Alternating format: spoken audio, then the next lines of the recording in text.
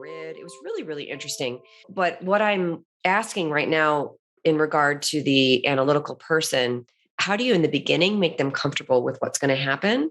You were talking about before, explain the why, explain what, and what we're not going to do. So for that person, that highly analytical person, how do we kind of position this correctly with the why, the what, and the what not? So I have a team member, very high analytical. And when we were going through this process, it was important to him to understand the reality of how this was going to be used. What were we going to do this for? And as we began to roll it out within our team and his experience, what he was interested to know is, will this be used in a way that works against me in my role? That was a primary question, and it's a normal, frequently asked question. And the answer was no, absolutely not.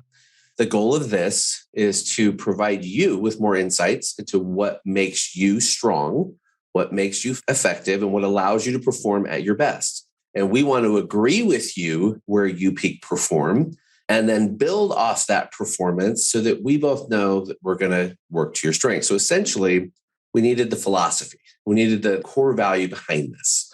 And the philosophy behind strengths and the way an analytical can hear it is, we're going to spend more time building upon your recurring patterns of behavior. We call those talents. And every one of us has them. The Strengths Finder and the team at GALLUP, they got it to 34. They had thousands of them, but they had to get it to a workable assessment. So they got to these 34. And in these, each one of these 34, there's a lot of different shapes and dimension it can take.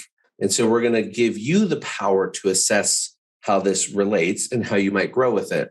Every time we've taken that approach, we've seen high receptivity from our analyticals. I'll share a couple others, our deliberatives, our consistencies, people a little bit more careful, a little more skeptical, a little more interested in seeing it play out first. And even in their regard, it's fascinating to watch as they begin to engage and grow in this process. Great. Okay. And I heard you talk on another podcast about how knowing your strengths and knowing the strengths of those in the organization can really help with that grind factor, meaning